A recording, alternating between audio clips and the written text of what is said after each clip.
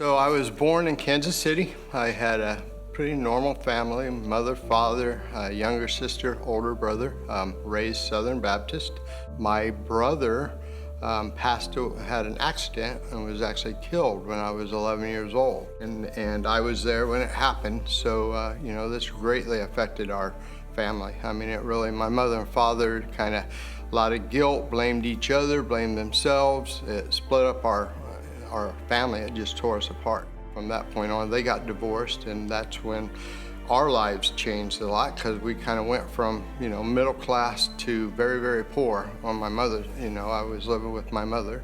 I started getting involved in drugs. I really didn't have a whole lot of parent supervision. Then I joined the Marine Corps at 17, got out. I met a woman that I ended up marrying, and she had a child from a previous relationship, so I was instant family.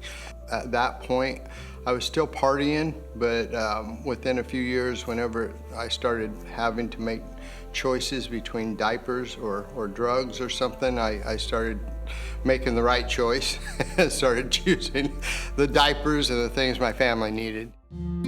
So I decided I would go on and get my degree, got an electrical engineer's degree. I was 28 years old by the time I finished it. After several years, my father was self-employed, owned a medical equipment company. I eventually started working with him. We moved down to Mississippi for a couple years. At that point, my ex-wife, I had found out she was cheating on me, and I didn't know what to do, so we moved back to Kansas City. I started the medical equipment business on my own that my father had taught me. And within 4 or 5 years, I built it to a really successful business, high six-figure income, Harleys, cars, nice home. And for about 10 years, I just poured myself into that. The situation with my wife at the time continued to erode. She had messed around with more than one person. And so I got to a point where I just decided I was done with it all. Well, at this point, we separated, and I really got involved with some people that were in drugs again, and I started spiraling down that road.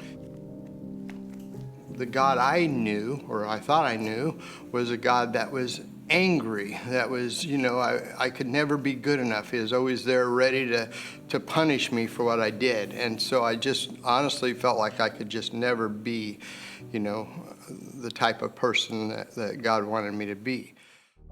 I hit rock bottom when I woke up one morning in a hotel room with deputy sheriffs and guns in my face, dragging me out of a hotel room. I spent 3 weeks in jail, facing 5-year mandatory prison time. Now, while I was in jail, at first calling family, asking everybody for help. About the first week, I was blaming everybody but myself. Then I don't know what happened. I just one day broke down, prayed to God, and I mean, God just flooded me. I could feel him there, and it was not the God of anger and stuff that I'd always thought. It was a God of, I love you, I forgive you, welcome back, and I've been waiting for this type deal. So, I stopped asking family for help. I was in the Bible just constantly, and I was praying, and then all of a sudden I felt God started saying, I'm with you on this, and I'm like, okay, God, 5 years, if I got to do 5 years in jail, if that's what you want me to do, if that's how I serve you, then that's, just help me through this. And that's when God spoke to me and said, I got this taken care of, don't worry about it. So I really felt like I was going in front of the judge that day, and I felt like, okay, I'm going to be released here. I felt like God was telling me, you're going to go home today. The judge actually verbally thrashed me, and I went back to my jail cell like, I don't know, maybe I'm crazy, maybe I think I'm hearing God. And then while I'm sitting there praying about it, they call my name, and because of overcrowdedness in the jail, county jail is where I was, they were letting all nonviolent offenders go on signature bond.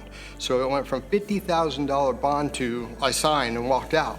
And so God was telling me I was going to be released today. That was my first experience at finding out just because God tells you something doesn't mean it's going to go the way you think it is. God's always got his own plan. I pretty much had nothing else. My divorce, I pretty much lost everything. I walked out of jail with borrowed clothes. I mean, my clothes, I don't know what happened to them, the stuff I had in my truck. My truck had been impounded, so I could either go back to work, go after my stuff, get my truck and go on with life, or I could do, something else. And I had an opportunity to volunteer at the church. They were building a home for the pastor, and I just really felt led to do that. But it made no sense to me because, it didn't pay anything. I had no place to stay. I had no vehicle. I had nothing. But I really felt like that's what God wanted me to do. So I did. And of course, a friend all of a sudden offered me a place to stay short term, so I got that. I was showing up every day at the pastor's house. We were building it. I started meeting people from the church that were encouraging me. I met my now wife, their daughter. It's been a wild ride. It's been 15 years since I went through that, and it's been amazing how God has changed my life, how all the things I used to have, that I thought were important, the cars, the Harleys, all that, none of that means anything. Some of those things, the house and stuff, God has replaced, but some of those things, I have no desire for anymore. He changed me from the inside out.